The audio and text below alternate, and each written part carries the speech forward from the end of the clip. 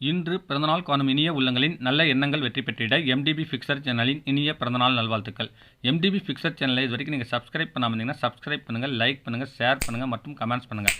மறக்காமல் பெல் ஐக்கானை கிளிக் பண்ணி ஆல் கொடுங்க. அப்போ தான் அடுத்தடுத்து போகிற வீடியோ உங்களுக்கு நோட்டிஃபிகேஷனில் வரும். இப்போ இந்த வீடியோவில் கேஸ் ஸ்டவ் அசம்பிள் செய்கிறது எப்படின்னு பார்க்கலாம். இது தாங்க பைப். இது பார்த்திங்கன்னா நல்லா ஹெவியாக இருக்குங்க. அதனால் அசம்பிள் பண்ணால் போதுமானது. இது பார்த்திங்கன்னா பர்னார். இது லெக்கும் நாபும், கேட் வால் நாபும் லெக்கும். அடுத்தது இது பார்த்திங்கன்னா ஓஸ் கிளிப்பு. அடுத்தது இது கேட் வால்வ், அதாவது ஸ்லோ ஸ்பீட் பண்ணுறது.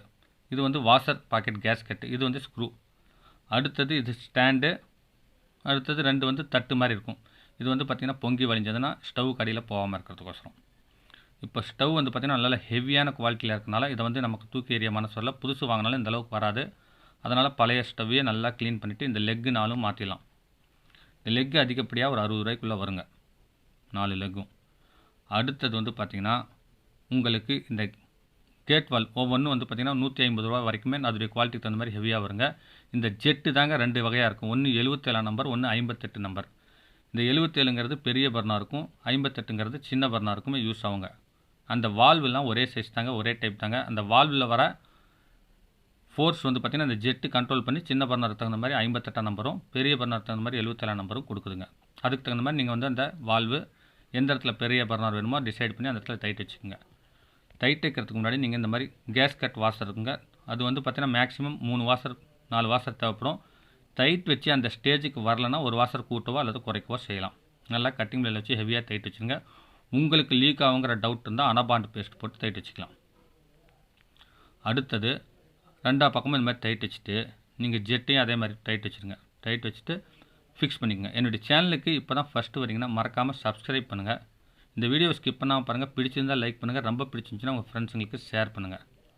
என்னுடைய சேனலில் இந்த கேஸ் ஸ்டவ் சர்வீஸ் வீடியோ இல்லாமல் வீட்டு உபயோகப் பொருட்கள் சர்வீஸ் வீடியோ, கைவினைப் பொருட்கள் செய்கிறது, electrical electronics videos, PVC pipe company சம்மந்தப்பட்ட videos, RO service, microwave oven சமையல் வீடியோஸ்னு எக்கச்சக்கமாக அப்லோட் பண்ணியிருக்கேன். எல்லாமே யூஸ்ஃபுல்லாக இருக்கும். மறக்காமல் போய் பாருங்கள்.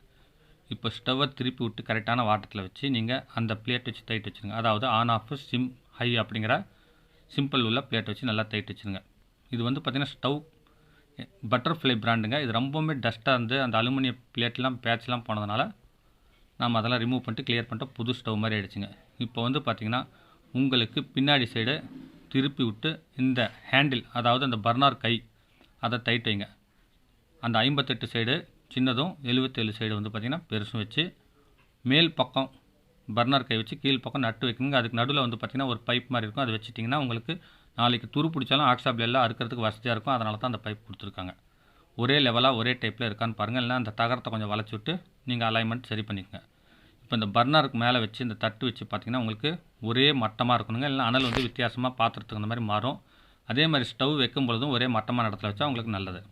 இப்போ பார்த்திங்கன்னா ஸ்டவ் எரிய வைக்கிறதுக்கு முன்னாடி ஃபஸ்ட்டு பர்னர் எல்லாம் செக் பண்ணிவிட்டு லூஸ் கரெக்டாக இருக்கான்னு பார்த்து ஓஸ் கனெக்ட் பண்ணிட்டு கொஞ்சம் நேரம் லீக் ஆகுதான்னு பாருங்கள். அதுக்கப்புறம் ஒரு தடவை ஓப்பன் பண்ணி க்ளோஸ் பண்ணி பாருங்கள்.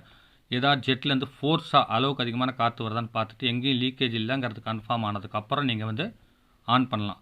அப்படி ஏதாவது லீக்கேஜ் இருந்துச்சுன்னா ஸ்டவ்வில் பார்த்திங்கன்னா அடைப்பு தாங்க வரும். லீக்கேஜ் வரதுக்கு வாய்ப்பு இல்லை. அப்படி லீக் ஆனாச்சுன்னா உங்களுக்கு பார்த்திங்கன்னா இந்த ரெகுலேட்டர் ப்ராப்ளம் அல்லது ஓஸ் ப்ராப்ளம் இருக்கும். அது கவனமாக பார்த்து ஆன் பண்ணுங்கள். இது தெரியாமல் நிறைய பேர் நான் க்ளீன் பண்ணுறேன், நீ க்ளீன் பண்ணுறேன்னு சொல்லிட்டு அதை அசால்ட்டாக அந்த வீடியோவை பார்த்து க்ளீன் பண்ணிட்டு பிரச்சனைக்கு மாட்டிக்கிறாங்க. நீங்கள் இது தெரிஞ்சுக்கிறதுக்கோசரம் தான் தவிர நீங்கள் இதை செய்யணுங்கிறதுக்கோசரம் இல்லை. இந்த வீடியோ பிடிச்சிருந்தால் லைக் பண்ணுங்கள். ரொம்ப பிடிச்சிருந்துச்சுன்னா உங்கள் ஃப்ரெண்ட்ஸுங்களுக்கு ஷேர் பண்ணுங்கள். மீண்டும் அடுத்த வீடியோவில் சந்திக்கும் வரை உங்களிடமிருந்து விடைபெறுவது உங்கள் எம். தௌலத் பாஷா. வணக்கம், நன்றி.